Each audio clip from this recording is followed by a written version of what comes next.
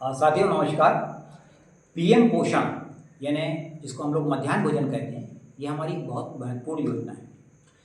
पिछले वीडियो में मैंने इस पीएम पोषण से जुड़े हुए सभी निर्देशों से आपको अवगत कराया था, जिसमें मध्याह्न भोजन की नई दरें और मेनू के बारे में उल्लेख था।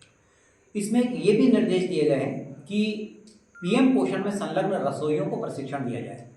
ये प्रशिक्षण सभी विकासखंडों में संपन्न हो चुका है, लेकिन मुझे जानकारी मिली कि बहुत से हमारे पीएम पोषण में संलग्न ऐसे रसोइये हैं जिन्होंने या तो उस प्रशिक्षण में उपस्थित नहीं थे या उपस्थित थे भी तो उन्होंने उस चीज़ को ध्यान से सुना नहीं। तो आज का ये वीडियो पीएम पोषण में संलग्न उन रसोइयों के लिए है जो किसी न किसी शाला में भोजन बनाने का कार्य कर रहे हैं।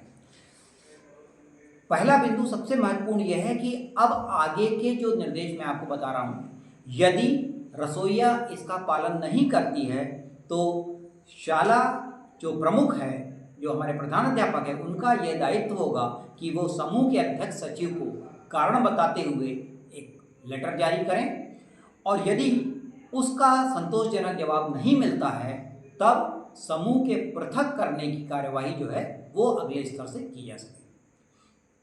दूसरा महत्वपूर्ण बिंदु यह है कि किचन के बाहर और अंदर पर्याप्त साफ सफाई रखें, यानी जहाँ पर हमको खाना बनाना है वो स्थान भी साफ रहे और बाहर भी जो है वो साफ रहे, इस चीज़ का विशेष ध्यान रखें।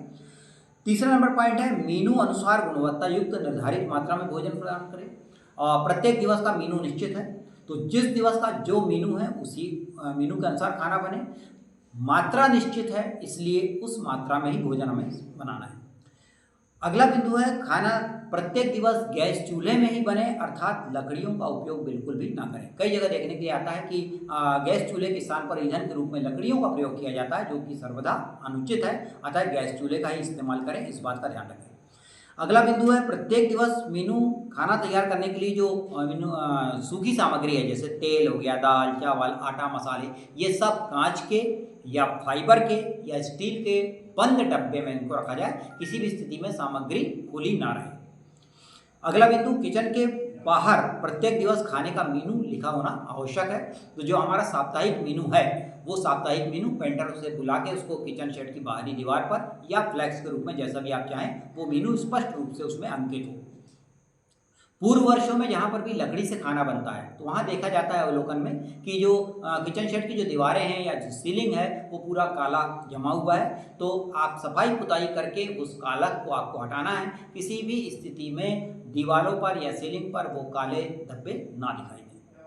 खाना बनाने के बाद शाला के जो प्रधानमंत्री पोषण शक्ति निर्माण योजना के जो प्रभारी हैं, जो इसको हम लोग एमडीएम प्रभारी कहते हैं, उनका ये दायित्व होगा कि खाने को पहले चखें, फिर भोजन का सैंपल बंद डब्बे में रखाकर उसको कार्यालय में रखवाएं, और जो हमारी एमडीएम पंजी संधारित होती है जिसमें हम लोग उसमें दर संख्या भी लिखते हैं, आज के दिन की उपस्थिति लिखते हैं, निर्धारित मेनू क्या है आज के दिन का ये लिखा जाता है, और वास्तविक भोजन क्या बनाया गया उसको लिखा जाता है। इस चीज़ का विशेष ध्यान रखें, ये सारा संलग्न करें। जब आपने ये कार्य कर लिया, यानी एमडीएम प्रभारी ने उसको भोजन चख भी लिया, रजिस्टर में एंट्री हो गई, तब बच्चों को दरी पे या टाटपट्टी पे लाइन से बैठाया जाए और थाली में रसोइया के द्वारा बच्चों को परोसा जाए।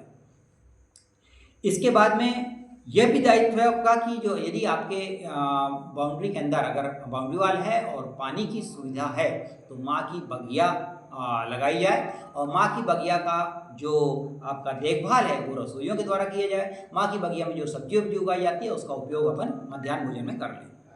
फील्ड भ्रमण में अक्सर ये देखा जाता है कि बर्तन धोने का कार्य रसोइया द्वारा किचन शेड के बाहर कर लिया जाता है, सामने कर लिया जाता है, जिससे वहाँ पर पानी जमा हो जाता है। तो किचन शेड के बाहर हमको सफाई रखना है। यदि आप बाहर थाली धोएंगे तो पानी वहीं जमेगा, जिससे कीटाणु पनपेंगे और स्वच्छता नहीं हो पाएगी। तो इस बात का विशेष ध्यान रखें कि सामने किचन शेड के सामने थालियों धोने का कार्य ना हो।